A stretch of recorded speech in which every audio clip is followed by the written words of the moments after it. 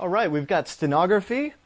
We've got a cool mod from Moonlit that I'm going to show you how to do. And Google Sketchup, as well as all your questions. This time on a very special Hak5 live beta.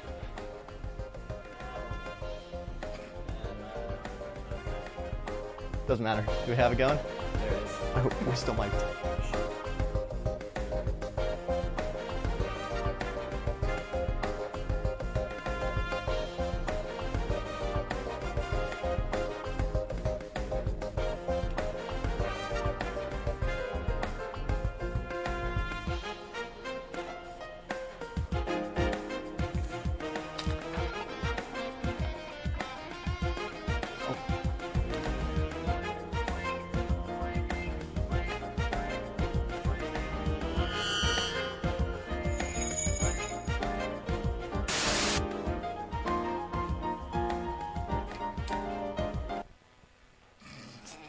Dude, you were supposed to do that one first. Just play it now. The exploitation of a child, or you're able to find that one piece of evidence that an investigator working a homicide needs.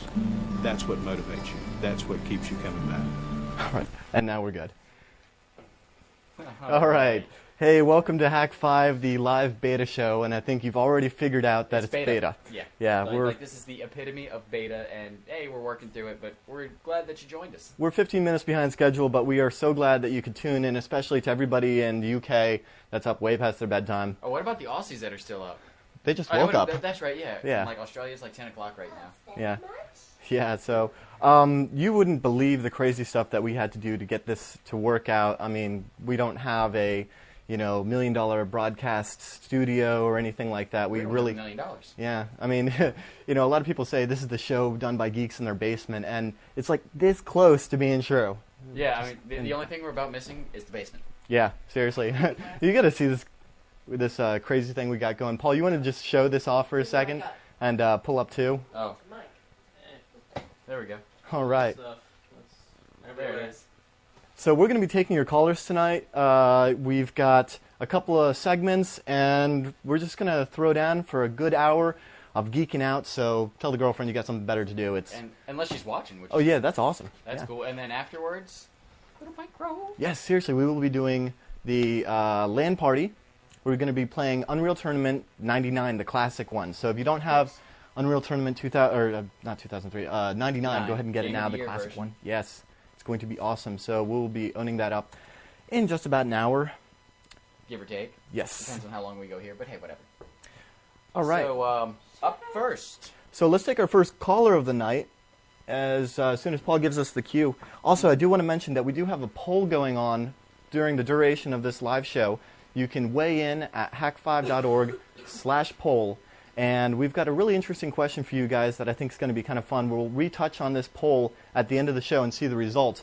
And the question is, who's your favorite Hollywood hacker? We've got David Lightman from War Games. Shall we play a game? Paul, you want to bring up 4 or 3? Yeah, David Lightman from War Games. Like I said. We can't forget Dave Murphy, Zero Cool from Hackers. And, of course, what was the guy's name? Martin Bishop from Sneakers. Yeah. I'm a big fan of the Martin Bishop because I like Robert Redford. Well, Robert Redford's awesome. That, and he's like the professional penetration tester. Like, he's the man. Yeah, well, that's true. He is the man. You got like Dade, who's all like Hollywood, like, oh my god, I'm going to surf through this with my 3D goggles. Hang on, I'm about to own this up. Let me get my power glove on. It's time to hack the Gibson. I know, right? And then you got to go with the War Games. Yeah. I'm going with the War Games, but we'll see. No Keanu Reeves.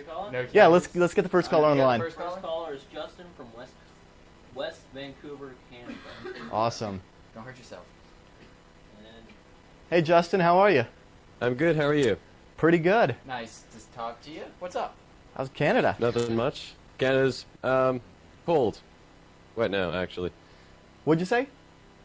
Canada's cold. Oh yeah, definitely. Yeah, we make it up to Toronto as much as we can, but we haven't had the chance to go up to BC and visit Vancouver. But one of these days, definitely. Maybe eventually. Hopefully. You're actually kind of lucky because you missed a lot of windstorms, rainstorms, and lots of snow. Actually. That could be interesting. Yeah, there's some power out down in West Vancouver. Ooh, that's no good. Obviously, you don't have a power outage. No, dude, Thank he hacked God, together what are you calling us on a satellite phone with an inverter in your car? And That'd be hot. yeah. So, what's your question for us, buddy? My question is on how do you basically get overclocking to work? What do you need to do to get overclocking to work, and what do you need to know? What should you do? Tips and tricks, basically. That's kind of like a vague topic because overclocking has actually matured a lot over the past few years. Yeah, I remember back when we started getting into this kind of geeky overclocking stuff, and we're using pencils and graphite and all sorts of fun stuff to. Yeah, like some of the old AMD D chips on like the Thunderbird core. Like the best way to overclock it was you would just draw a pencil line between two pins, and it upped your speed. But nowadays, there's a lot of motherboards that support software overclocking. Yeah. It used to be that the AMDs were a lot easier to overclock, and they would basically leave the processors unlocked, so you could just go into your BIOS, and then you basically the concept of overclocking is you tell the processor to go faster than the factory settings. So, for example, I've got a Barton core, an AMD Athlon XP 2500. Don't laugh. That's actually what this episode gets rendered on at the end of the day. It works. Yeah, it gets the job done. And the cool thing about that core is it's actually based off of an AMD Athlon XP 3200, right? They make this big batch of 3200s, and they're like, okay, well, we need something for the mid-market, right? Right, So they just downclock they just downclock it, or right? they tell it to downclock itself. Or basically. maybe the ones from the batch that weren't quite stable enough to make 3200, so they just call it a 2500 or something like that. And I think it's a 3000 out of 3200. But basically, all you have to do is go back into your BIOS and be like, okay, actually, I want you to use this front side bus speed, or I want you to use this clock voltage speed, and this yeah. clock speed. Same thing with video cards. A lot of video cards, you can get hacked drivers, or people have made their own drivers, and you just tell it, go faster, go faster, go faster.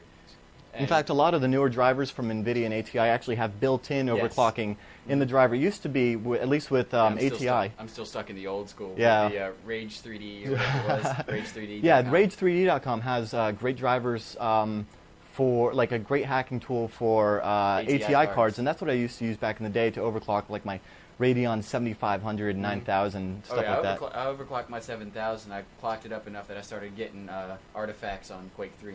That's the problem with overclocking, is that you get that performance increase, but you do it at the compromise of stability.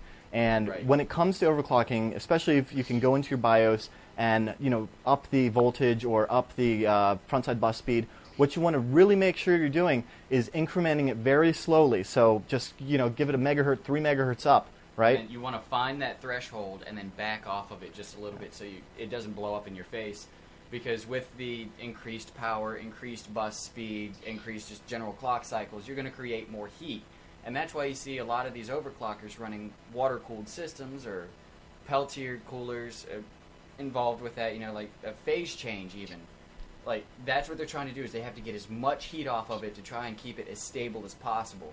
So if you're still trying to go with passive cooling or, active just air cooling, your envelope is going to be a lot lower than these guys that have sank a lot of money into their cooling systems. That said, though, there are some really good,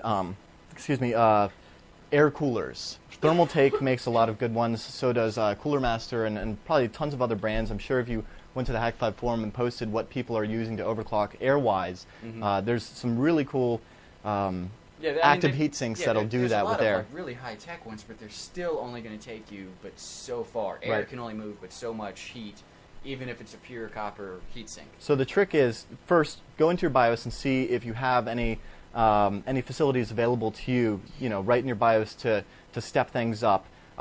Check out, just do a search on what BIOS you have as well as the processor and see if anybody else has done it before and what they've successfully gotten. And then start inching that up. And each time you inch it up, boot up, go into your operating system. I'm assuming you're running Windows. And just tax the system, play some 3D games, even run some benchmarks like 3D Mark, and see if the system's stable. If you're not getting video glitches, if the system seems stable, then inch it up again until you find that sweet spot. And a lot of times you can find a big improvement. I honestly don't do it anymore because No. for me, it's all about stability, especially if I'm working in a Vegas file editing the show. Right, I just don't want it to anything crash. like we're looking for more stability and not that uber performance because for what we do, our performance is fine. Right. Does that pretty much answer your question, or? Yep, that pretty much answers it. Okay. You So know I'm what's funny assuming laptops are out of the question then. Laptops are really Yeah. tricky because they already create a lot of Yeah. data. as it In is. my experience, I've never been able to overclock a laptop. Now, I could, be wrong. It might be possible. And if it is, and you're watching and you're going, you guys are an idiot. You can totally overclock your laptop. You just have to add a water cooling system to the back of your screen. And Which that's it really could cool. be, but- Yeah, I've Get seen some that. nitrogen in there. Just have it spray in a couple minutes every day. Yeah. Yeah. So, I mean, anything else? That pretty much, you good on overclocking? Good Google foo? Yep, that pretty much wraps it up. Okay, thanks a lot, buddy. Thanks for calling. Okay, Good to thank hear you. from It's a fun little anecdote about that. We were talking about chips that are actually rated higher. Mhm. Remember when I bought my Radeon 9500? Yeah, it's actually 9700. It was actually 9700 that they downclocked it. Yeah, and you just had to and unlock sometimes you can even find, for that one, I even found a firmware hack, and I reflashed the firmware of my my video card. That's a scary thing to do. Well, reflashing anything is scary. I hate reflashing my BIOS. Yeah. The only good flashing is at parties, cocktail parties. So, what do we have up next? Up next is the stenography. Okay, so as Paul gets our next caller on the line, I want to talk a little bit about something really cool called stenography. Basically, it's the art or science, depending on who you ask, of embedding something like a secret into like an image, like audio, like video, but you want to put it in plain sight, but not have the question that there might even be something there. I think that's a little vague description. Well, it'd be like your audio, like the actual audio or video file would play perfectly normally, Right. and nobody would be any the wiser unless you said you might want to check this, and then like right there in if you check like the code, open up Notepad, it's going to be like, what's that? Exactly. In fact, somebody had a question on the forums just a few days ago about, say like I had some secret information I wanted to keep secure, what should I do? And everybody's talking about TrueCrypt and ways to encrypt it, and that's great, and that's actually a part of Yeah, PGP or steganography.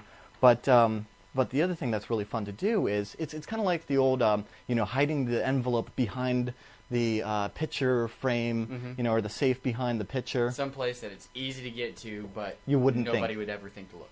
Right. So in fact, there could even be, I don't know, hidden stuff in images on Hak5.org right now, and you might not even know. So what we're going to do is take a look at a program that I really enjoy. It's called Steghide, and let me go ahead and pull this up right here. It's a SourceForge project. It's steghide.sourceforge.com, and this is a really great program that allows you to embed data, and that's what we call our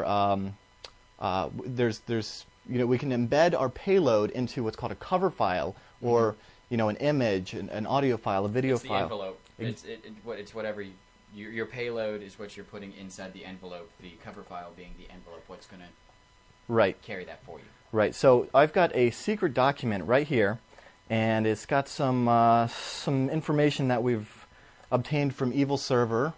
Who would have known? Eh? Yeah, I think he left a thumb drive before he left or something. It's something. But we got some secret data, and I want to hide this in plain sight. So what I'm going to do is this image right here you guys might be familiar with.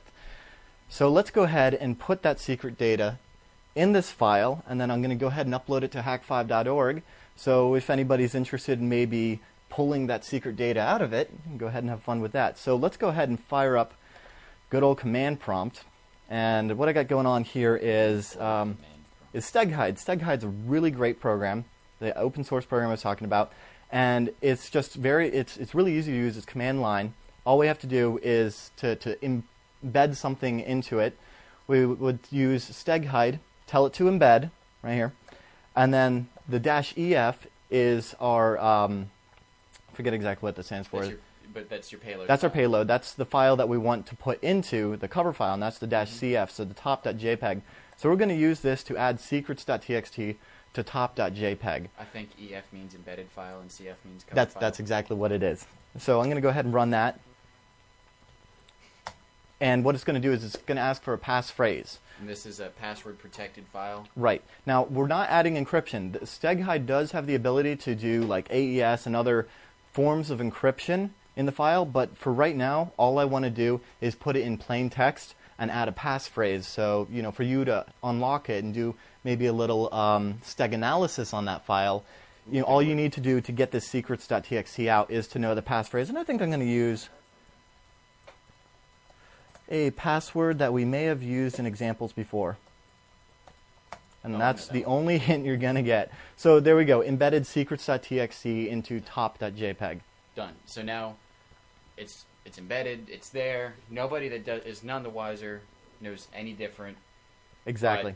So I'm going to go ahead and throw this up on the website, and if you're not expecting anything to be there, it wouldn't be there. But say like I was like, Wes, I got some stuff for you, man. I need you to take a look at this file, but we need to keep it on the DL. Yeah, I can post it in plain view, and nobody would know.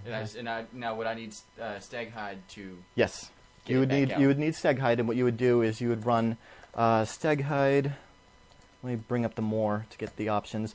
It's dash extract, and then you would, once you do the dash extract, you would also tell it the stego file. So it would be steg hide dash extract, and then dash sf would be our stego file, and it would be top.jpg. Mm-hmm. And I didn't put another dash. Here we go.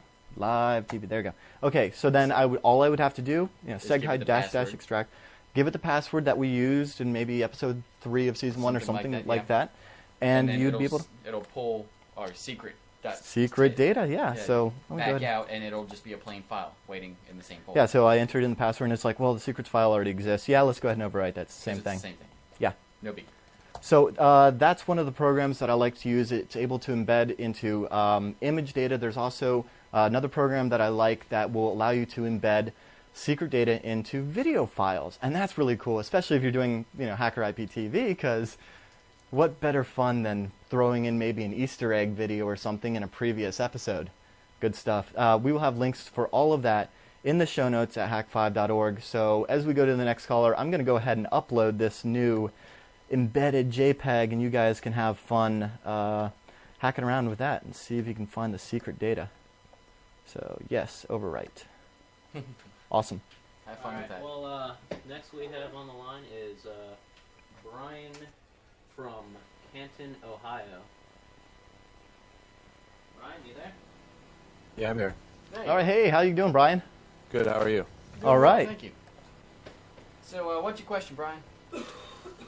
My question for you guys was, what Wii mods and hacks excite you guys, and where do you think the future is kind of going with those mods and or hacks? My favorite mod is the one that makes the bracelet stronger. You should have seen Wes. I mean, I've already whipped one halfway across the room. Hallie, you want to throw us the Wes Wiimote? This is ridiculous. It's over on the arm of the couch. Right there. The other side. Is that the West Wing? Yeah, and who did this off the mug? Huh? You did. Yeah. Did. Say hi to everybody. So yeah. Within the first day, like within the first 5 minutes of playing, it was longer than that. Well, no, it was 5 minutes. It was worth 5 minutes of you like being here. 10. All right. Anyway, but yeah, this is the shoelace mod. Yes. Yes. Thread the shoelace through. Play is normal. Allie, get it. Yeah. Yeah, In fact, I know, right? Some forums have even started to say that since, like, there's a fun site. I should pull this up right now because this is awesome. WII-WeHaveAproblem.com. Go ahead and pull up that.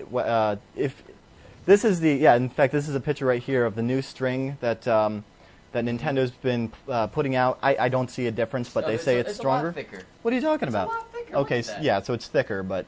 Thicker means strength. Thicker, yeah, but there's some great pictures on this site. Let me go ahead and pull up one of the really nasty ones. The broken televisions. Yes, broken televisions. These are great. We Have a Problem is a great site because you get to see the carnage. I mean, look at that. Look at that rear projection that just got dominated. I don't believe this one to be true. This looks fake. But I still like the thought. Yeah, the thought.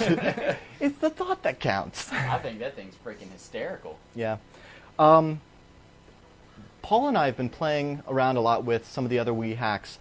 One in particular that I thought was really cool was the ability to get the web browser going before they release the Opera browser. If you're not down with the Wii stuff, what's happening is The Wii is going to will have a browser available for it from the Wii Marketplace or whatever they're calling it. I think it's Wii Connect 24 or something, the Wii Store.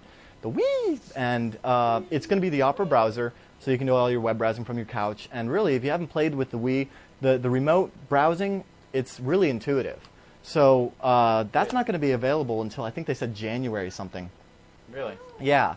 Wow. There's a firmware update on the 20th. We're hoping it's going to be on that, but I think it's not going to be until January. So some clever people figured out all it is HTTP traffic. You run your own Squid proxy or any other proxy so that when it goes to wii.nintendo.com, it actually forwards off to Google, and then you can do your web browsing.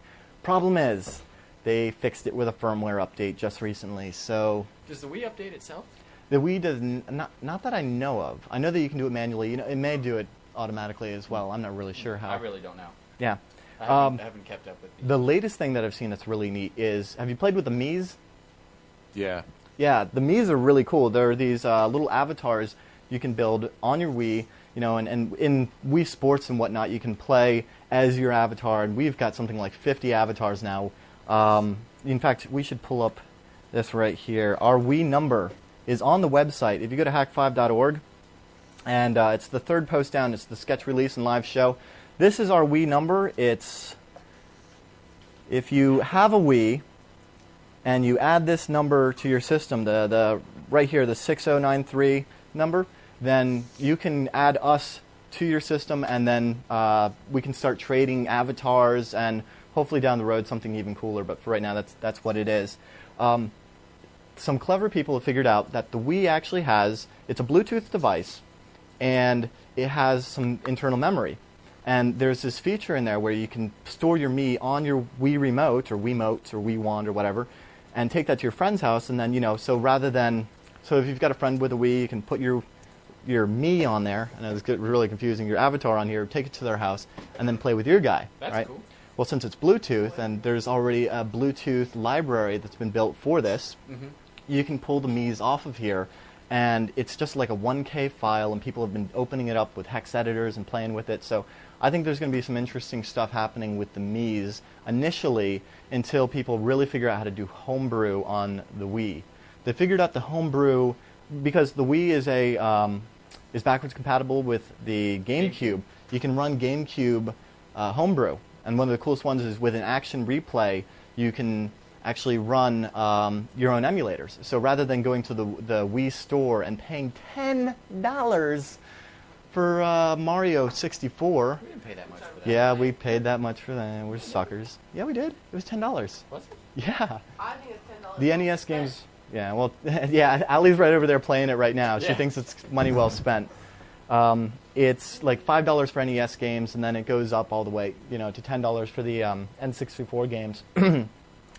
But we'll add a link in the show notes to this because it's a really nifty hack if you can get your hands on a action replay device.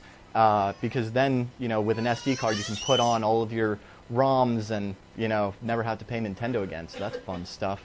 But as for the Wii actually being hacked, hasn't happened yet. There's some really interesting wikis where people are already at it, but it's just going to take some time. Sweet. Yeah. All right, so you got anything else, or is that pretty good for you? No, that's pretty good. All right. Thanks a lot for Thanks, calling. guys. Have a good night. Keep enjoying the show. I think soon we're going to have to get Paul. Have you seen the program he's been playing around with? Oh, the one, yeah, that does the... Yeah, it's a Bluetooth device, and they've created this program. There's one for Mac and there's one for Windows where you can actually use it as a mouse. And I really need to get a Bluetooth adapter for my PC because Half-Life 2 with the Wiimote. Yeah, not so Yeah. much. Well, I mean, rather than, you know, your micro, you can be all like... No. It's a gimmick, but it'd be fun. And guess what? This has got Bluetooth. That has Bluetooth. This has Bluetooth. Oh, I think I know what we're doing after the LAN party after the show, if we're not toasted.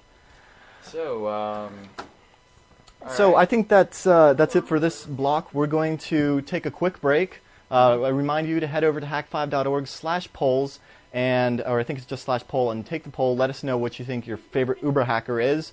And when we get back, we're going to be taking a look at Wes's blinking, happy more lights. musical... but they're musical lights. Musical lights. Ooh, musical chairs. It's going to be great. So we'll be back with that and your questions right after this.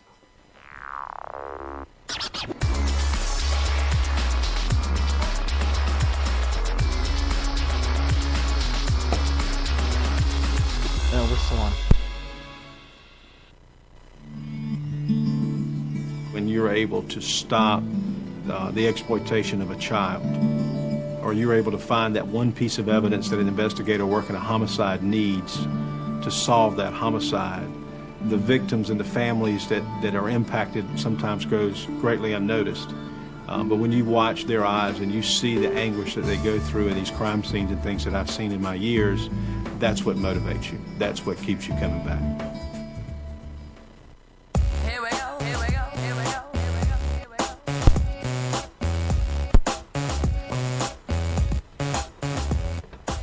Oh, first caller. Yeah.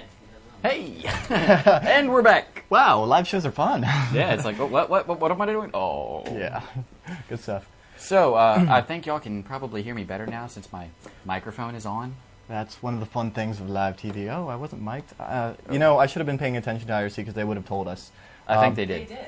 Oh, they did? Yeah. And I told you. Oh, and see, the lesson today is always listen to Allie. Yes. I wish I had that recording. All right, so Paul, do we have our next caller up?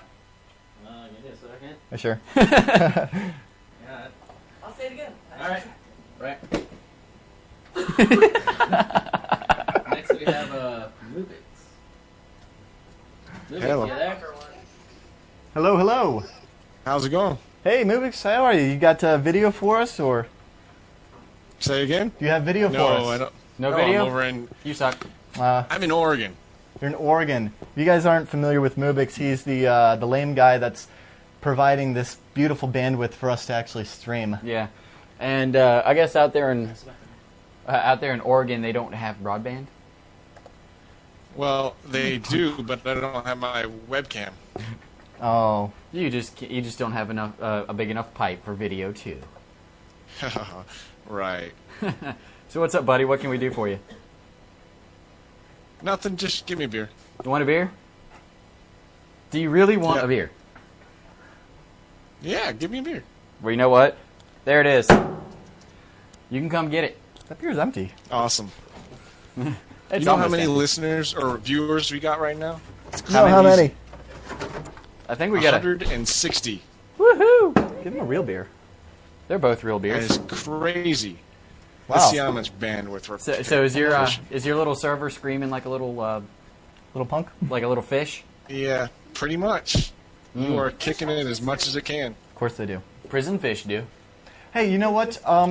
Well, we've got, hang on, Mubix, stay on the line for just a second because I'm going to be bugging you for a few things. Paul, if you can pull up my screen, I noticed in IRC some people were asking some questions about Linux alternatives to Steghide, and you're right, I should have mentioned that, but I don't have a Linux box that I can get on the set right now to show you the alternatives, but I can send you to stegoarchive.com. Under the software section, they have a whole Linux section where you can find a ton of great programs for doing steganography in Linux. So definitely check that out. That's stegoarchive.com. And, you know, there's a ton to try out. You know, some free. Well, it's all Linux, so I'm sure they're all free. So, Mubix, you're a Yeah. big fan of steganography. Do you have anything to add to that? Nothing really much other than just do some research on the open source versions of it. We do a lot of it where I work, but nothing that can. It's really commercialized, so nothing we can really put out there. So you use the commercials. Now, in your job, do you use Steganalysis software? We do. We actually even do it on streaming. So if you have streams going across the wire, we can check it for steganography. So, like this stream right here that you're watching, we could be embedding some evil data as well, right?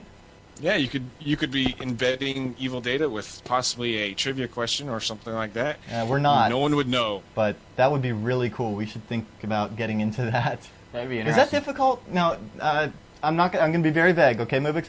But for the listening audience that's not aware, Mubix works for some people that take care of us and make sure that we're safe. Is that vague enough? Yeah. Okay.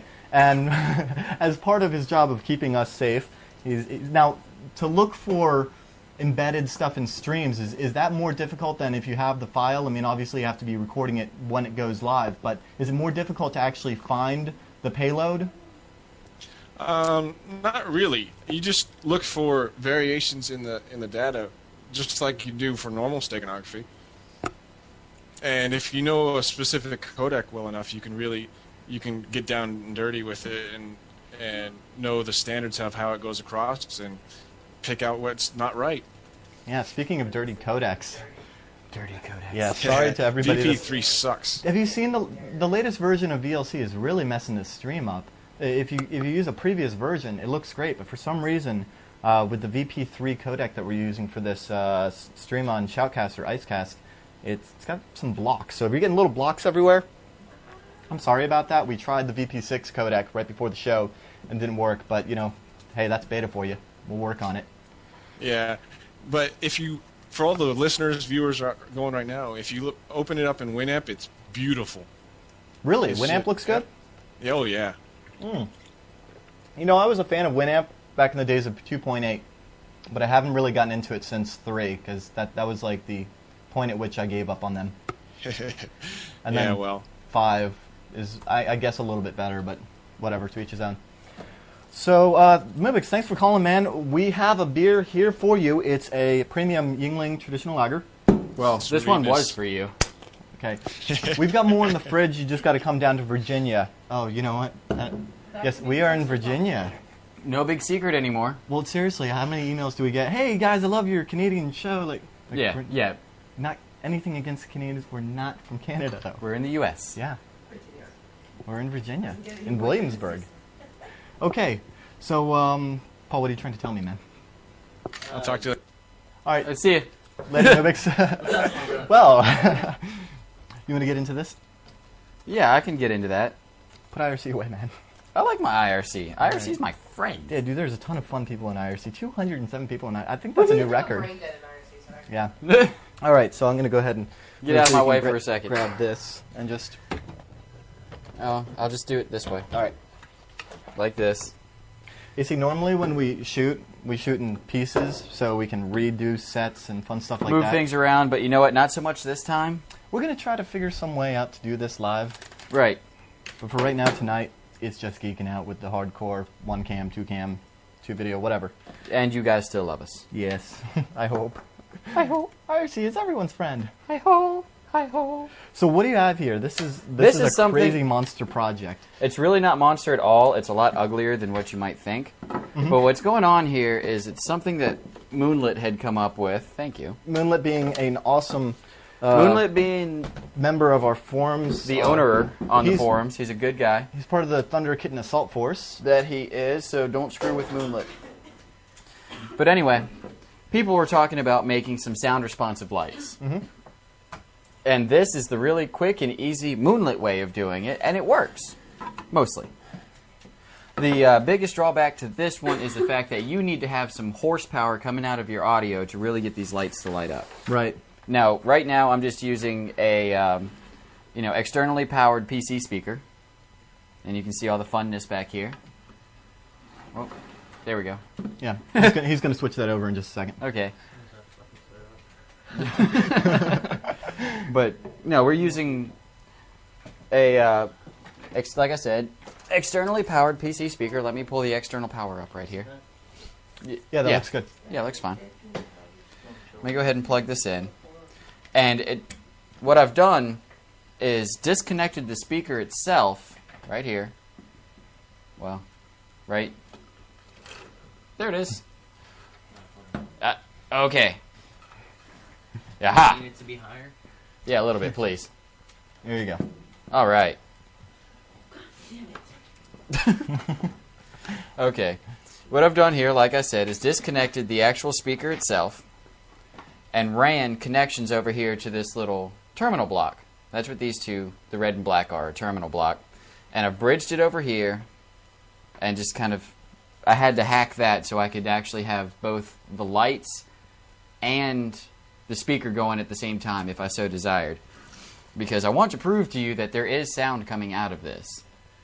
And so we'll fire up the careful, iPod right this here. might be a little loud. No, I've got it turned all the way off right now. Okay. So I will just connect the gator clip right there. And we'll play. We'll turn the volume up. And you hear there's audio coming out of that. Yes. All right. Now, that's my little raver music. Now what's going to go on is I'm going to turn the volume all the way up. And now we have blinking LEDs.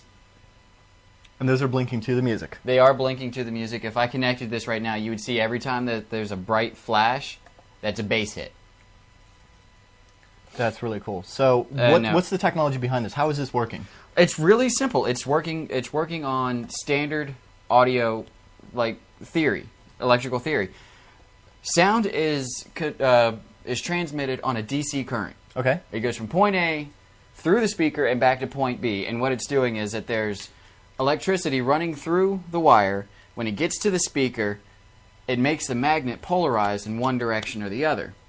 Mm-hmm. So, and that magnet hitting on the back of the cone, if I turn this around and I reattach the speaker, let me turn this down. But I'll reattach the speaker. Turn it back up.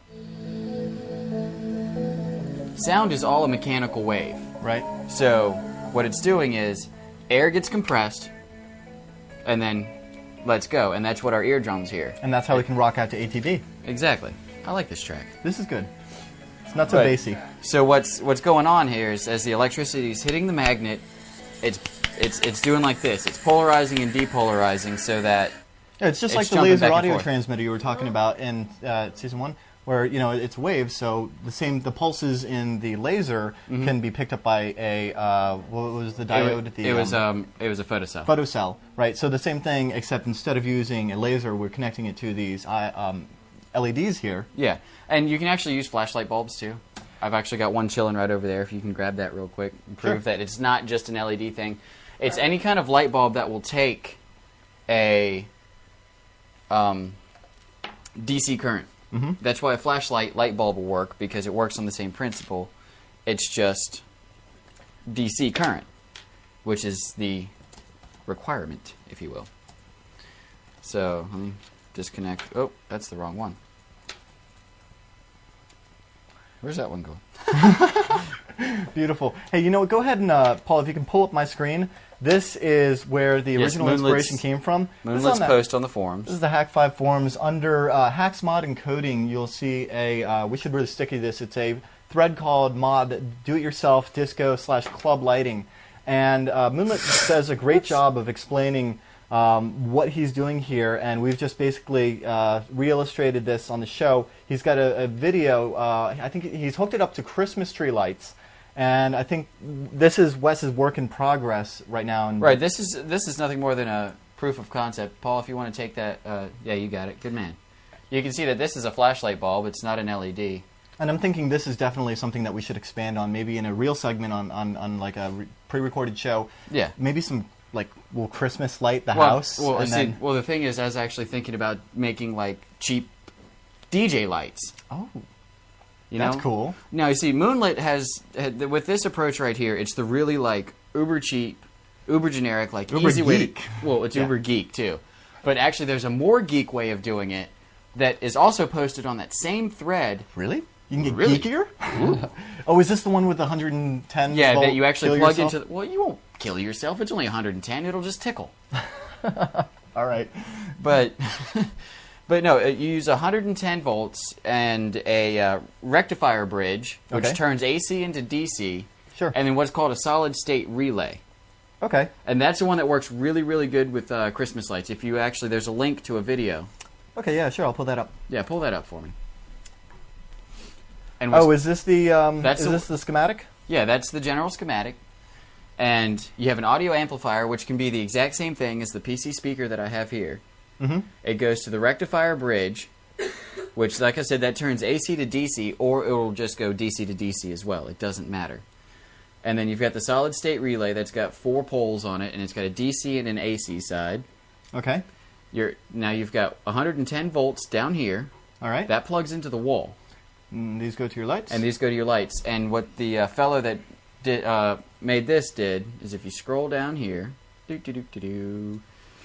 right there. That looks scary, man. No, it's not scary at all. He just used a male to female 3-prong to 2-prong.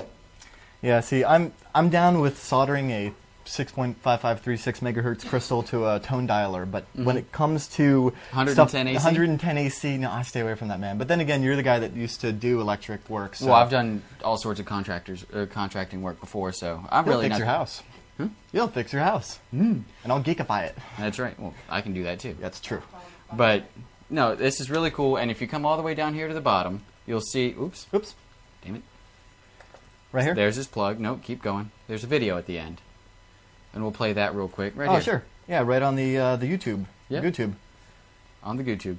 Give it a second to buffer. Now he's playing Christmas music, but his Christmas lights are plugged into his little PC speaker, and they're That's blinking. really cool. And they're blinking lights. You know, if we could have a Christmas tree in this apartment, we would totally do that, but we've postponed Christmas till February, so when we get the house, we're Yep. totally doing that. Talk about that on my segment later. Right. But I mean, it's a really simple idea of what it's doing is the same idea of changing the voltage. Right. So lights go brighter, lights go dim. All right. That looks awesome. I cannot wait for you to start doing more fun stuff with this. And Well- thank you, Moonlit. See, but the good thing about the 110 volt is that it's just sensing the power fluctuations. You don't have to have a Okay, super so amp that for it. amp, that car amp that you've had laying around here somewhere. Yeah, it's over there that I didn't Okay. get a chance to rig up. Yeah, okay. But you see, that's the problem that we're running into here is if you were to go back to Moonlit's videos, he's running it off of like a real home audio amplifier. Right. So it's getting some horsepower. You know, it's actually cranking some voltage through there, or some amperage, Right. whichever. And that's what's allowing it to be so bright. Mhm. I'm just running this off of an iPod and a regular PC speaker, so there's just not a lot behind Not just it. any iPod. Oh, the U2 iPod. Ooh. Hold on. Because I still See, haven't there it found is. what I'm looking for. I'm not even going to... Okay, I'm sorry. I'm getting cheesy again. Yeah, you... Oh, that's nothing. Darren to getting cheesy on Hak5? Never. Okay, so you want to take the next caller? We ready Has for that the next caller? quenched your appetite for the Der Blinken lights? I'm sure you're going to have tons of questions. Definitely send those over to wes@hak5.org. Of course. And, you know, we'll see some more Yeah. It's so Blinky bright. happy. All right. Next we have Ekim on the line. Ekim. Mike, Yes. Hey, Ekim, how you doing, man? Hey. how you doing, buddy? Doing pretty good. Doing pretty good? Doing all right? Doing great? Just pretty... Very bad lag. Wow, dude, you've got the Johnny Yeah, he does kind of thing look like going Johnny on. Johnny. Yeah. Let's go ahead and see if we can pull that up and get your question on. I'm gonna kill this tree for a second. Got it backwards. Okay, go ahead. You do have it backwards. No, don't pip it. Just go full. Just go full, man. Go full. Do both? Yeah, why not? All right. So what's up, man? What can we do for you, Ekim? Well, I was talking to Darren before, and I was just wondering about that hack that you guys did in episode 4, or 3, or 5, or whatever it was involving, it was, what was it, Darren? VLC and Apache, with a cool remote hack thing going on there. The cell phone remote hack? Yes. There we go. Sure. Except that Oh, what's the question? out of the box, PHP can't launch programs for some with security. Gotcha. Aaron was saying that it has to be configured a special way. He was gonna. I know exactly what you're talking about. Give me just a second. Okay, so what Ekim's talking about is back in, I think it was actually episode 9 of season 1. The Are one you where guys we getting had video off me here? excuse me? Are you guys getting video here? Yes, we're getting your video. Yeah, Yeah, we're we getting your got your video. You video. look great, man. You look like Johnny Johnny. You gonna make us a cocktail? No, sorry. Oh, you know, after the I don't show, think he's he allowed puts on to the Yeah. have a bottle of liquor in his hands. Whoops. But yeah, in Whatever. episode 9, we talked about a way to control your VLC, which I'm sure many of you are watching us in right now, right here. Isn't that fun? And We love doing that. yeah, I know. Well, no, what I really love is doing anything that involves a cell phone, Apache, and PHP. PHP. Yeah. You dream of Apache and PHP. I dream in PHP. I Elbow. really do. Yeah. Yeah, if else. So what what he's running into was a problem where the way that code really worked was it was just a PHP front end to tell Windows to launch VLC, and then you would use the native VLC HTTP interface to actually send the fast forward and the rewind and the change playlists and fun stuff like that. What you're running into is the fact that you can't get PHP to actually launch a program in Windows, and that's because because PHP is not set up to run interactively on the desktop. Is this specifically When for you do a Windows? shell command, I'm sorry, say again. Is this specifically for Windows? I can't hear you, man. Is this specifically for Windows? Whoa! Don't eat the microphone. Just talk into it, buddy. Sorry, let me turn my volume down. That might help. How's that? You sound fine. Okay. So you were saying? Is that specifically for Windows?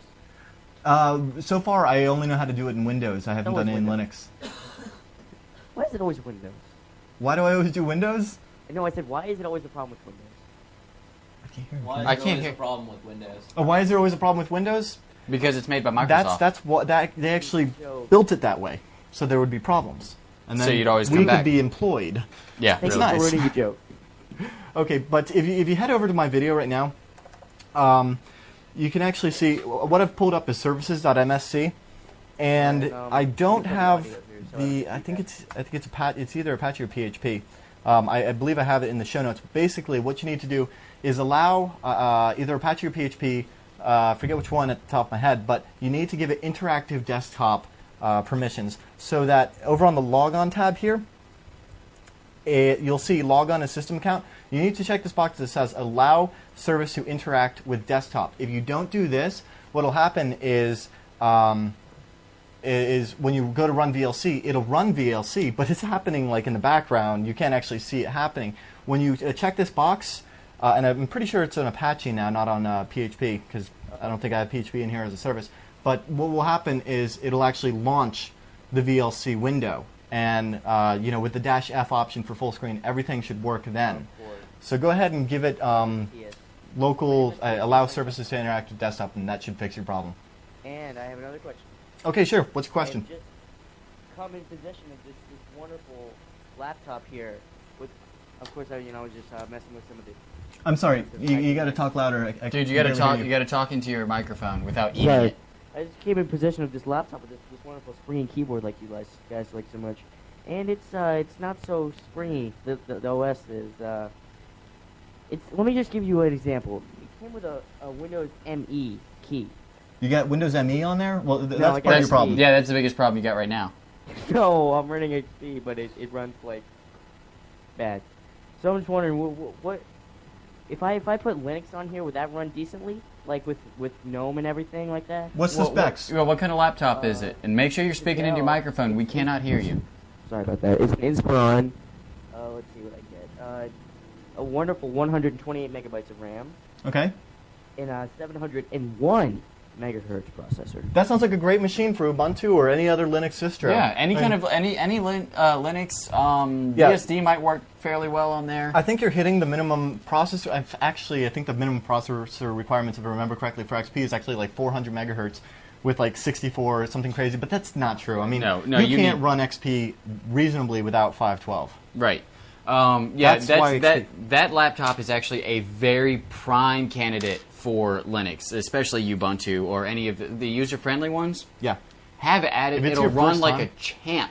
If it's Oh, your first well, time with oh. Linux, definitely try out Ubuntu or Paul. What's your favorite, man? You're like always doing live CDs. What have you seen that you like so far?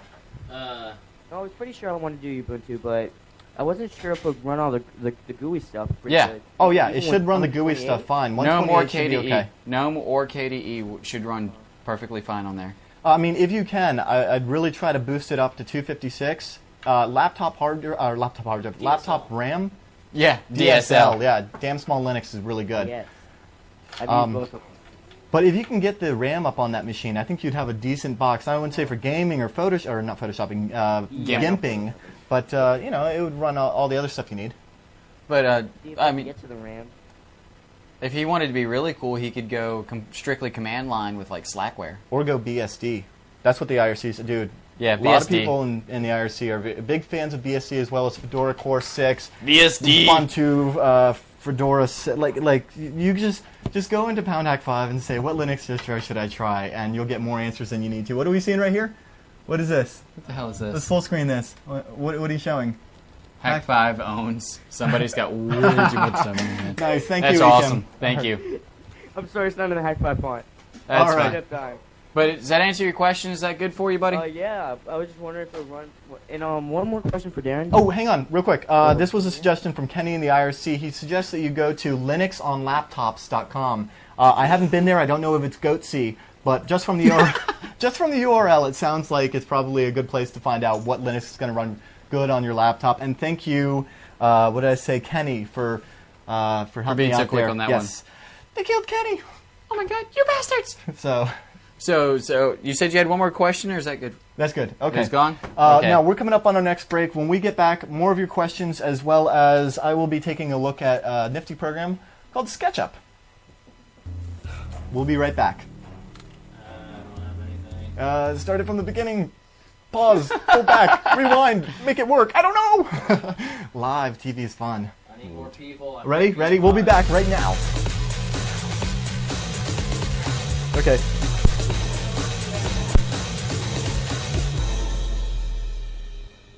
With 2 terabytes of transfer and 20 gigs of storage, DreamHost makes Hak5 possible. Don't forget to go to dreamhost.com and use coupon code HAK5 for all of your web hosting needs.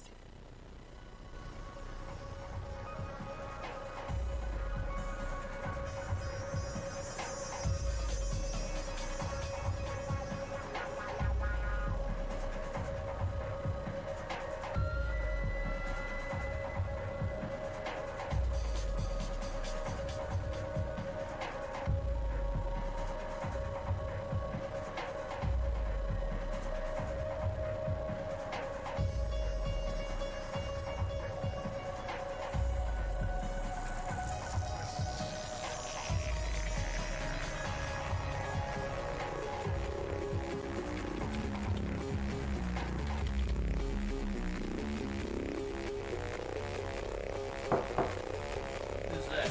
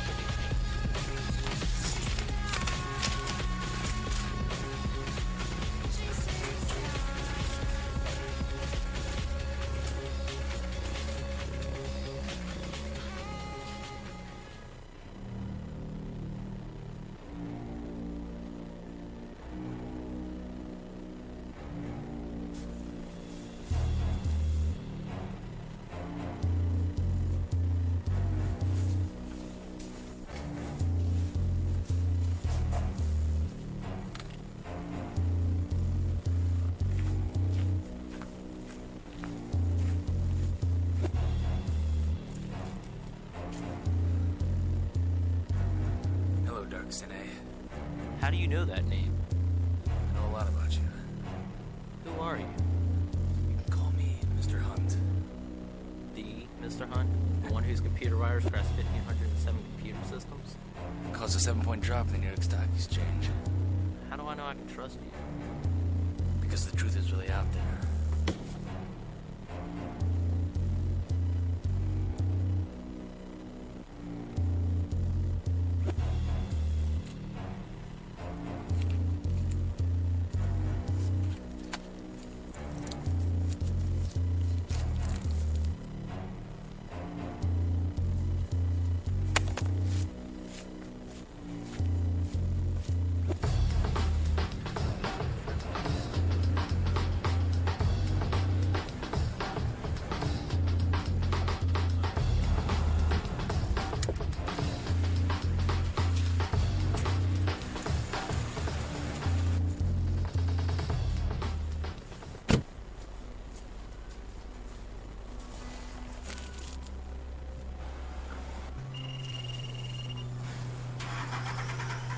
Mr. Hunt said you were looking for something. You got the merchandise? You got the flow? Do you have any idea how much I can get for this outside the U.S.?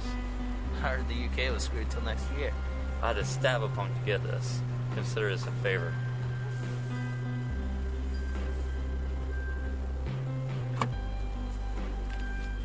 Hey. Don't be flashing that around.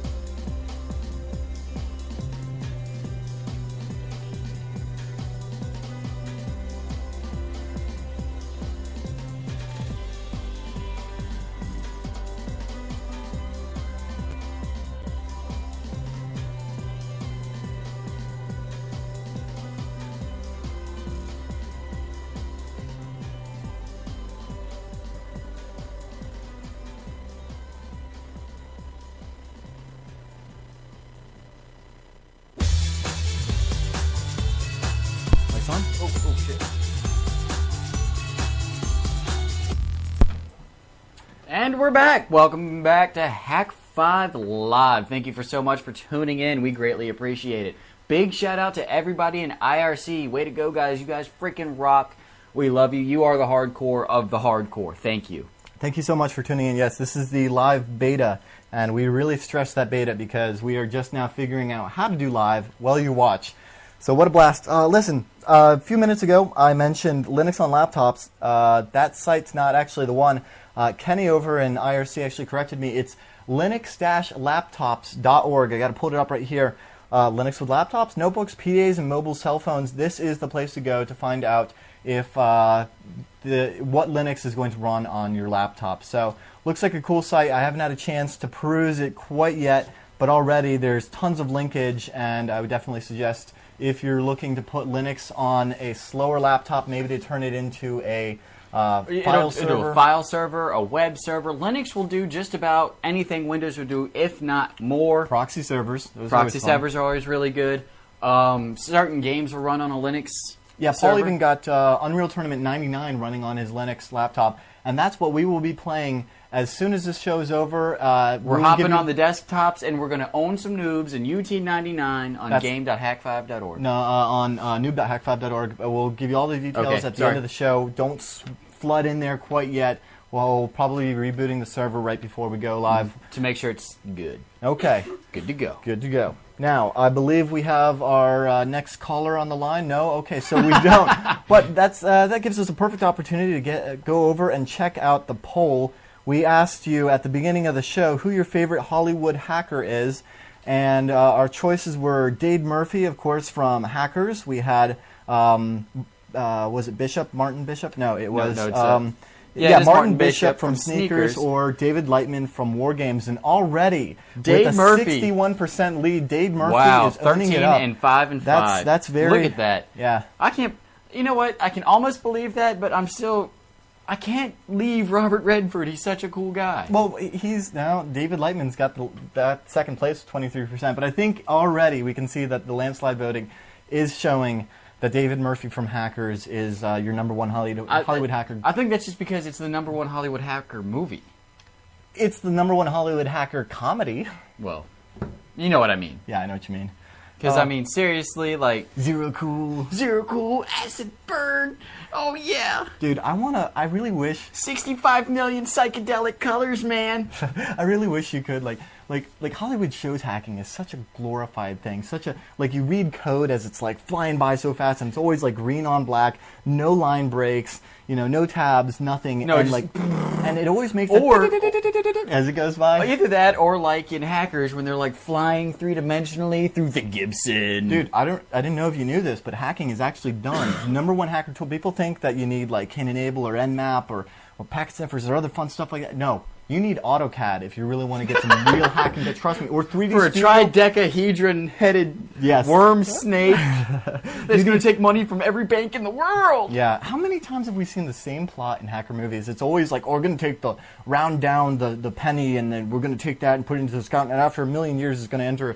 Or even they Superman did that in 2. Office Space. It was Office Space. It was Superman 2. It was it Hackers. Superman 2? Yeah. No, it's not Superman 2. It might have been Superman 3. I can't remember. But it was a Superman movie. I don't remember. Yeah, it was the one with the guy that played in Spaceballs.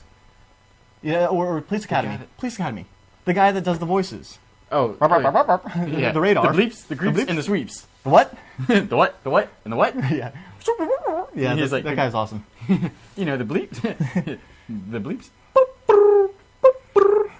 the sweeps. I can't do it. Anyway. And then the creeps.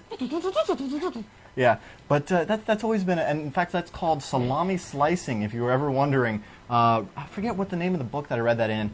Anyway, enough with the Hollywood hacking. Let's get our next caller on the line. Who do we have? Caller? Hang on just a second so we can get...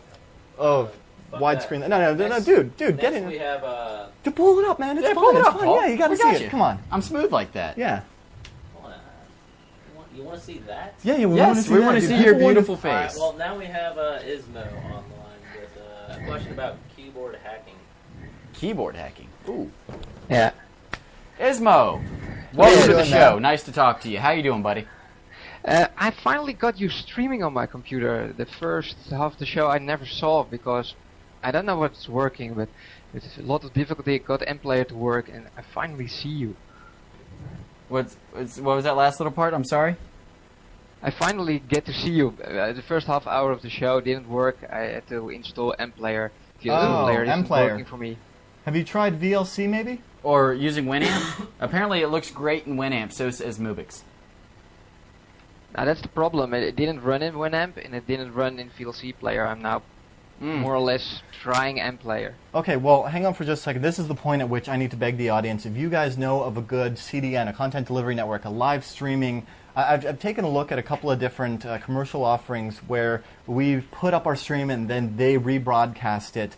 Because Shoutcast is cool, it's Geek Attacker, but we're also running into problems where people can't tune in, and that's a real shame. A lot of buffering for a lot of people, but you know what? So what? If you have any suggestions, shout out, email, forums, wiki, The problem whatever. that I've seen is most of them are Windows Media Player streaming servers, and oh yeah, I know you guys are big fans of Windows Media Player, aren't you? So anyway, right now, this is a geek one. So anyway, what's your question? My question is, if there is a way to sniff the traffic from your keyboard, which is wireless. I did some Google searches and I found it's called word typing, but there's not a lot of info about it, how it's done. Word typing, that's a new one. That is a new one. I haven't heard of that. But you're trying to sniff traffic with a keyboard? Well, what is that? Like wireless keyboards, you know, cordless keyboards. We've all seen them from Logitech and Microsoft. Yeah. If you could, you know, if they're now, when you first asked this question, what I'm thinking is Bluetooth. Okay, because lots of keyboards are Bluetooth, and bluejacking, exactly. There are Bluetooth sniffing programs available that will allow you to kind of just like you do with Wi-Fi sniffing. You put your card in promiscuous mode, and you see all of the traffic that's going across the air. Yeah. Right. It's the same kind of deal with Bluetooth, and the only thing that I've found right now, and I'm sure as soon as IRC gets a hold of this, they're going to send me tons of links. I hope. Was this Bluetooth sniffing USB card, or not card, adapter, little dongle. I think it's a two-way dongle, in fact, that'll allow you to sniff Bluetooth traffic. Now, if you can do that, the likelihood that you could maybe, if you're close to somebody that had a Bluetooth keyboard, see their typing is higher. But honestly, I've never actually seen the what did you call it? War keyboarding? War typing. War typing, yeah. Okay, so I haven't actually checked that out. I'm going to have to take a look. No, I have somebody that we're acquainted with is a pretty accomplished electrical engineer. He said he'd actually made something that was, do you remember the Fat Boy to PS2 converters? Like, I don't know what you'd actually call it, but the really big keyboard plug, like for the back of your computer, and then you put a PS2 keyboard into the back of that. You know what I'm talking about? Right, that's a physical way. It's a little dongle that goes between the keyboard and the computer. Yeah, but I'm saying it was the adapter that looked like almost like a MIDI. Right, I know exactly what you're talking about. You're talking about, like I always just called it Fat Boy. But yeah, the AT style keyboard. Thank you. It eluded me, but he'd actually made a module that fit inside of that adapter that was a keylogger. That's cool. It logged every key that went into it, and every so often, it was actually smart enough to connect back to the computer, into the computer, and email itself out. Lots of software keyloggers do the same thing, but the problem with those is, of course, you need physical access. Now, we all know that once physical access, the machine is owned. But with word typing, I think what you're talking about with like sniffing the Bluetooth, or if it's on like a 900 megahertz channel, like the old school stuff, then that's a little bit better because you still have to be in the proximity, but you know, with the Pringles can, you don't have to necessarily be that close. This is a site that I found real quick as I Googled what you were saying, word typing. It's wordtyping.com. They claim to be the first and currently only site dedicated specifically to the art of word typing. I haven't heard of this, but outdated. It's from 2003. I'm sorry? It is a little bit outdated. Is it outdated? 2003. Oh wow! Actually, it says oh, never mind. That's just today's dates. In fact, they've got a warning in PHP right here. They're on line 33. They got a length that's not working. Okay, anyway, yeah. Other than the Bluetooth dongle, I haven't seen anything else. That's something that we should definitely get in the what they're talking about right here is actually capturing the RF signal. On the register website, there used to be a lot of information about it. HP wireless keyboards used to be so strong that you could actually end up typing and it appeared on your neighbor's computer. Really? Yeah. Wow. Wow, I was completely And unaware of this that. happened to me when I was setting up a lot of wireless keyboards, and I ended up with the wrong computer, so it triggered me to figuring out how I could use it for myself. Try to use it for less than legitimate reasons, I suppose. Educational purposes also. Yes, I love of course. educational purposes. Everything we do is for educational purposes only. And how to protect yourself. I haven't seen anything Put so far. tinfoil around it. I haven't seen anything yet in IRC, but we'll post that in our show notes and gather as much as we can. It's something that we should probably research for a future segment on the show. Right. Because it sounds really interesting.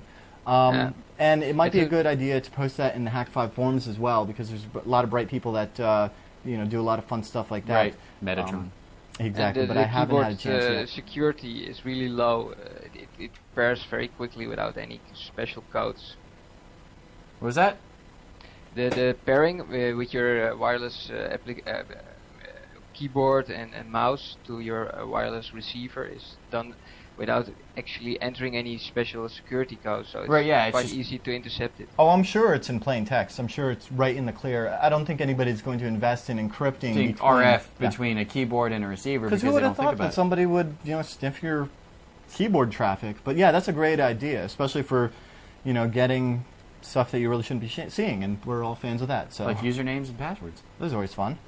There's a million ways to do this, but that's an interesting way, and something that we will definitely get into the. Oh, okay. Somebody's sending us over to the wiki on blue snarfing. That's something that I heard about before the last DEF CON. Let's pull that up and see what we got. Blue snarfing? Yeah. Have you seen the article on Wikipedia about blue snarfing? It looks like a good jump-to point somewhere to start. I think what he's more interested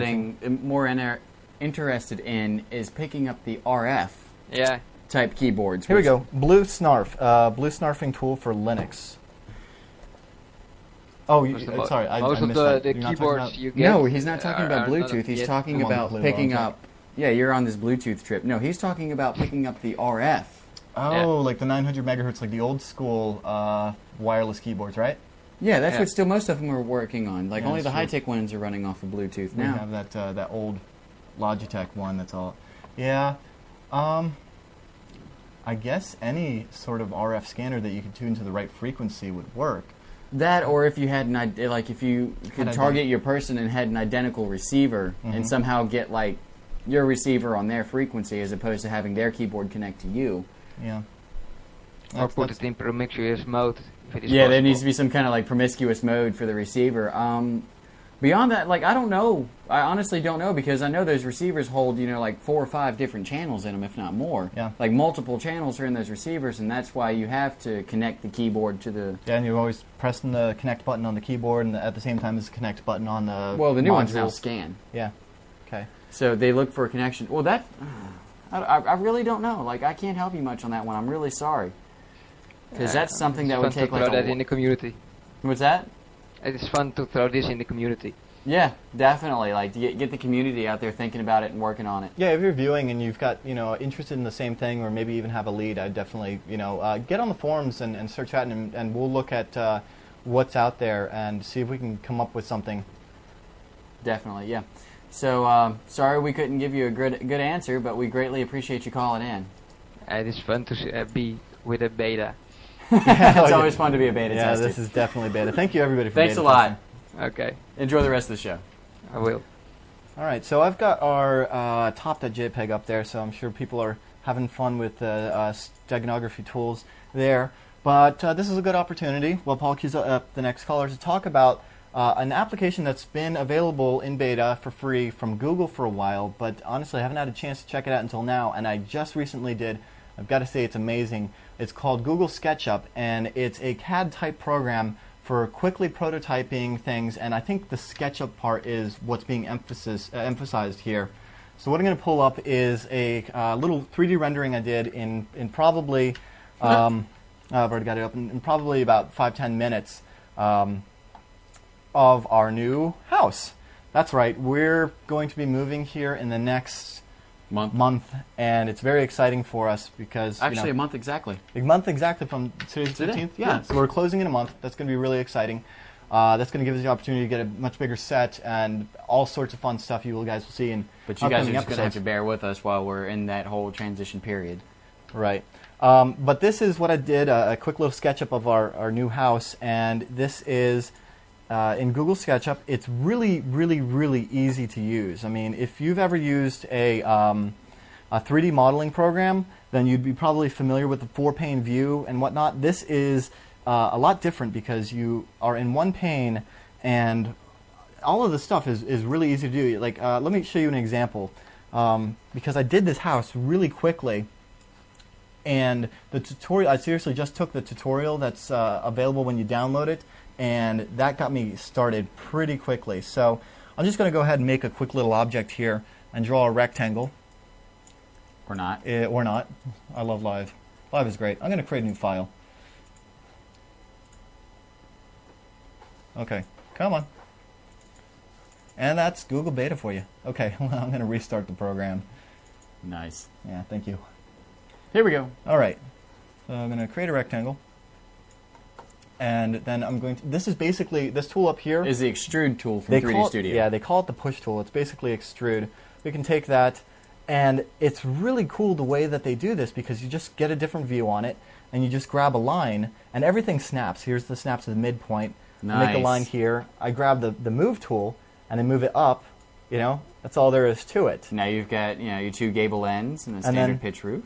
I can make the door, That's and a it snaps to big that door. Yeah, well, this is a small house, it's a little barn, and then push that in. I can grab another square here, make a window, and push that in, and that's really it's so easy to do this, and the textures are really cool as well. If I come up here to where is that?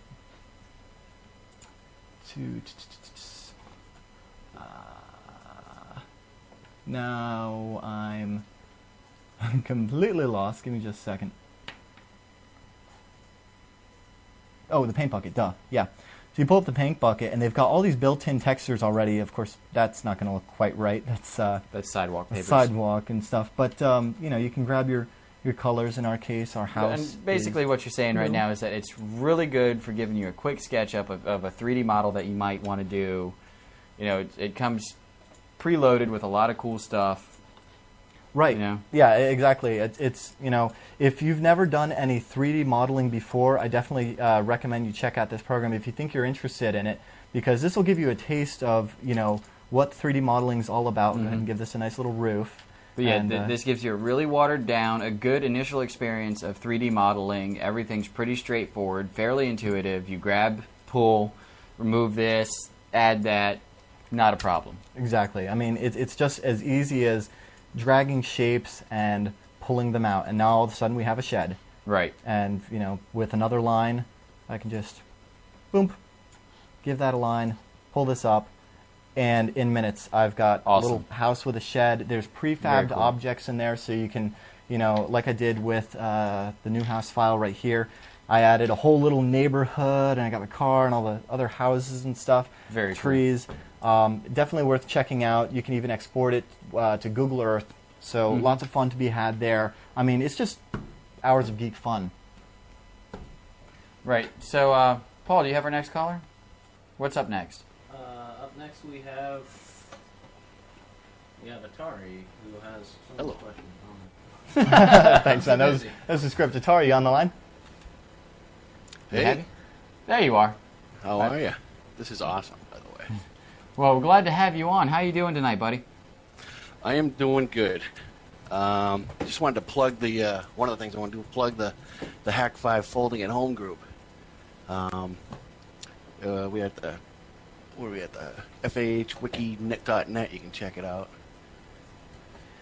Awesome. Thank you. Yeah, the Folding at Home project, if anybody doesn't know, is really cool. Folding at Home is a shared processor project where scientists are using it to see how proteins fold and unfold in the human body, and that way they can better understand how things work in the human body and hopefully better treat diseases and stuff like that. So if you got some extra CPU cycles you're willing to spare, check out the Folding at Home.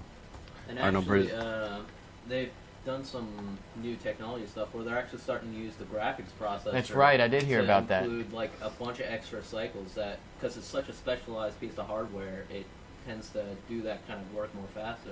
More faster? More faster? Yeah. Yeah. Well, I mean, you're talking about something that's really, something that you can take your 16 pixel pipelines that you've got on your video card. It's a really specialized piece of math, and it's used to doing rendering, but it's the same kind of math, and the performance differences between your general purpose CPU and your VPU are huge. So if you've got one of the newer video cards, I'd highly recommend checking out that software. Yeah. And if you want to spare the extra cycles on your graphics card or your central CPU, please do. Folding at home is really cool, and you should definitely join the team. Now, did you have a question, Atari? Yeah, actually, is it my wireless mouse? Is that the reason I'm getting owned in my first-person shooters? That actually can do something with it, because if your batteries aren't fully charged, then you start losing. You get loss of signal. Wireless mice tend to not have as good resolution. I mean, you definitely need to be using a USB optical mouse. Definitely. And if you're, I actually for the longest time was against the USB optical mice. I was a big fan of running it over PS2, because at least when you would have like an interrupt, like a control delete, something like that in Windows, at least in the early days, USB would freak out and you wouldn't have your mouse. So I'd run it over PS2, and I'd use a program called PS2 DPI where I could actually boost up to 400 DPI in the PS2 port. Right. Nowadays, I just go with a simple. This is just a Microsoft optical IntelliMouse, and that does the trick for me. I can't stand to use any wireless mice because I always see like the jerking around on the screen. Yeah, it's like really annoying. it's all about the resolution. You can spend buku dollars on some of these optical mice, like the Razer mouse. The Razer mouse goes for like $100 and some odd. Is that really what it goes for? That's insane. The Razer mouse is ridiculous. Just get yourself just a regular MX 400 or. I mean, Logitech's got some really good ones. I use a Logitech mouse that I got for like $30-40. It's a 5-button mouse, so there's plenty of bindings on it. It's USB. It's got like a 300 DPI resolution. I mean, that's nothing fantastic. Right. But you don't need to go extreme and get. But I mean, like 300 DPI with a good twitch, you don't have a problem. Yeah. Seriously. So you're going to be on the UT server tonight for some owning? Oh, absolutely. I'll be with his wireless mouse, so he can get owned. Yeah. Nice. I have no problem with it in WoW. Well, that's because it's the world of welcome to the world of walking craft. Yes, seriously. All right, cool. So, you got anything else, or is that going to do for you, buddy? That's about it. Okay, so this is the website. It's at hak5.org/wiki/folding at home. If you just head over to the Hak5 wiki, you'll see it on the main site, and this is where you can get involved in the Hak5 folding project and find out all the information. It's group number 51258, and get involved, and it's a fun little group thing to do if you've got some extra CPU power and want to donate it to the cause. So thanks a lot, Atari. Thank you for watching. Hope to see you on UT. Awesome. Thank you. Bye. Bye. All right, so you want to take a quick little break? When we get back, wrap this up, take a look at the poll results, take another caller? Sounds like a good idea. We're going to take a quick commercial break. Thank you so much for staying on this long. Hope you make it all the way to the end, and then own it up in some UT. But right now, we're going to take a quick break. Thanks.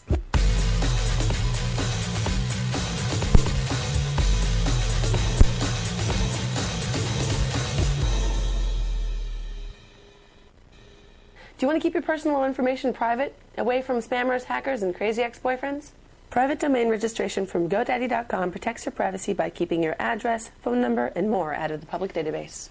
Plus, as a fan of Hak5, enter code HACK, that's H-A-K, when you check out for an additional 10% off any order.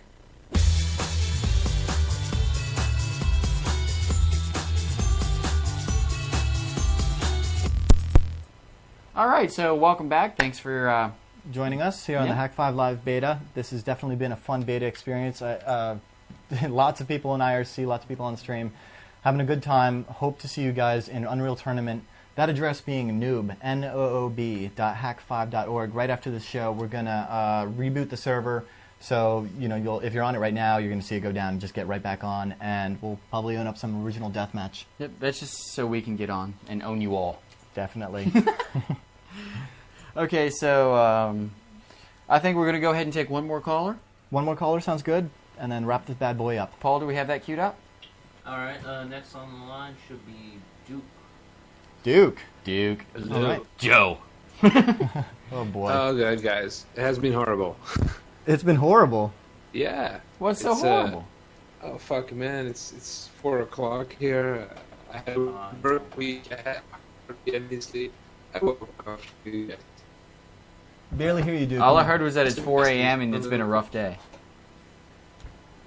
It's been a rough week, and I'm gonna crash. So it's rough. When it's been a great show in pieces. I know, right? So kudos to you guys. Good to hear from you with the I guess With the black webcam. Yeah, and the tube's not going so great to Belgium right now. No, but... no. Oh, there we go. There we go. I said on the IRC, Senator Stevens is gonna hate you. You're gonna get sued for this. Oh, I don't care. Why are we gonna Senator get sued? Stevens for the tube joke. Hey, are you wearing a Hak5 shirt, man? Yeah, man. Awesome. Always wearing it. Nice. Hak5 representing. No, about titties. You mentioned Hackers, the movie, earlier. So, I have to know this one thing. What's that? Are you... I did it, and I know a lot of other guys did it. Did you buy the DVD only to see Angelina Jolie's movies? In that one little frame. What about Angelina Jolie Did movies? you buy the DVD to see Angelina Jolie's movie in that one frame? Oh, no, I bought Gia for that. Oh, was she in Gia? Yeah. Okay, I haven't gotten that yet. Yeah. Sounds like a Pirate Bay thing. Yeah, I got like Gia for 2 full frontal frames nudity of Angelina Jolie. Oh. Jolie tits. I don't Cyborg know. 2. Cyborg. I don't know. Angelina Jolie was in that? Oh, yeah, that was like her first movie ever. Yeah. Ah. That's right. No, I actually do. Cyborg 2, yeah. The only DVD that I do own is actually Hackers.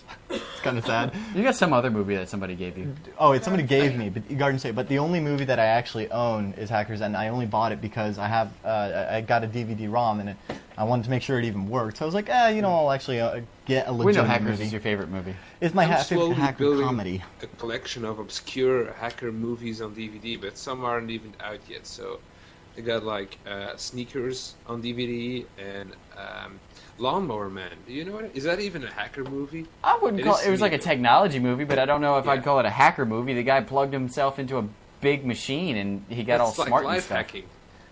What's that? That's life hacking. It's live like hacking, an mind old hacking. PC hacked into an uber lead god machine. But I'm And with saying, people. like, if you want to call Lawnmower Man a hacker's movie, a hacking movie, then you'd have to call like the Matrix hacker movie. It isn't. The first one was a hacking movie. Well, no, they just used to be hackers in the Matrix, and then they got out of the Matrix, and now they can like fly and stuff. Okay. Hey, don't bash on the Matrix you too much. can The first one was fly, good. Wes. Oh, I love the Matrix series. All right, well, thanks for calling in, Duke. Well, did you sorry- have a question, yeah. or did you just want to bullshit with us? Yeah, of course. No, I just wanted to know the titty question. And what Wii games do you have? What Wii games do we have? We've obviously got Wii Sports. Yeah. We've got Red Steel. That's fun.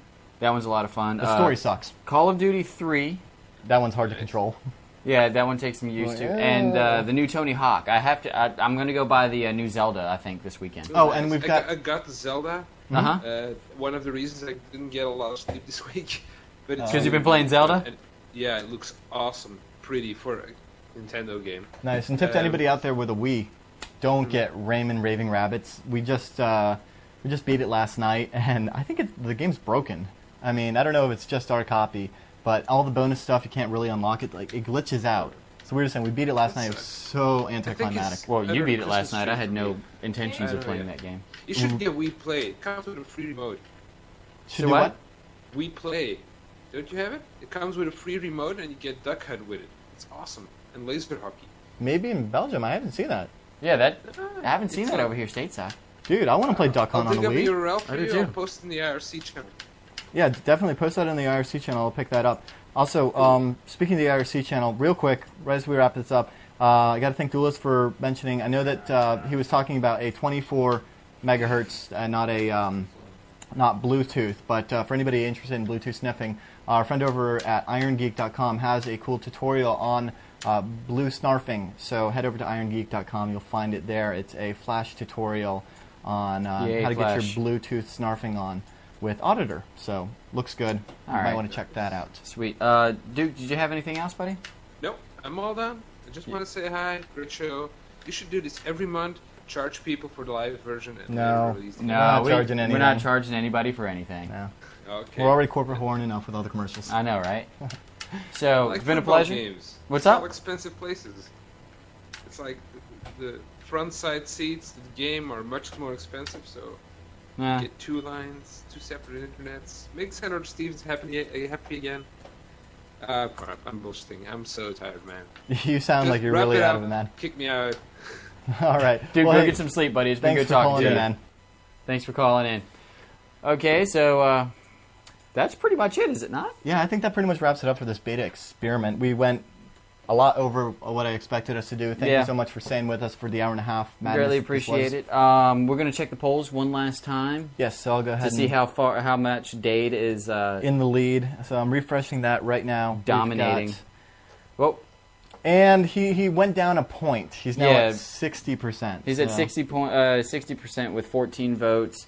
My man, Martin Bishop, in last with 3. Oh. And then David Lightman from War Games. Dude, if you haven't seen War Games, if you're new into the stuff, check out War Games. Great movie, great hacker fun. Play a That's game? one of the things that got me originally into this kind of stuff, and then I got on the bulletin board systems and fun stuff. Good times. I just like my favorite line in there. You Boy, I'd piss on a spark plug if I thought it would help. I wouldn't trust it any more than I could throw it. That's right. Good stuff. All right, so this is pretty much it. Yeah, we've had a lot of fun. Thanks for joining us. I hope you guys will join us on the LAN party game on noob.hak5.org. We'll be playing Unreal Tournament 99. I keep trying to say 2003. We got to play that one soon. If I can find it. Yeah. So thanks for tuning in.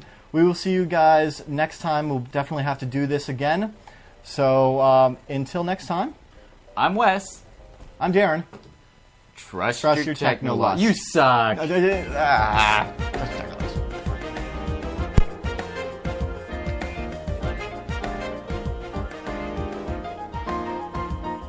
that out. The key button under it. Because you got the thing under it. Pull up one under it. And then go to this. This. See that? Because you got it all keyed out. There we go. God, that was horrible. Oh my gosh, we need to get more people behind the camera on the switching system. Yeah. What'd you think, Paul? Cord. Well, my experience is I cannot be 5 people at once. Yeah, we've got to give it up. Major giving it up for Paul. Thank you. You totally made this happen. You should see the freaking crazy console you got there. Yeah, it's the hardest thing to talk to people on Skype and then try and find audio and try and find the video to queue up and then call people. Imagine if we were doing lower thirds as well. Yeah, that's the next step. Dad, I can do that. We need more Pauls. Somebody hand me, Paul, hand me my beer, please. I need a beer. All right, time to drink beer and play video games. What Hak5 is all about. Seriously, Paul is the man. Ethan Hunt says Paul is the man. Did we get Ethan on? I don't think so. I don't think we made it. I'm sorry. If we didn't get you on this show, we will get you on next show. Thanks for signing up. Yeah, a lot of people weren't available, so make sure you're on Skype for an hour before the show. Gonna have to get everybody on here. This is fun. I can't believe we went that far over. I'm sorry, man. My segment went way over. That's because you're like blah blah blah blah blah blah. Dude, Paul was saying stretch it out. But you did it the whole time.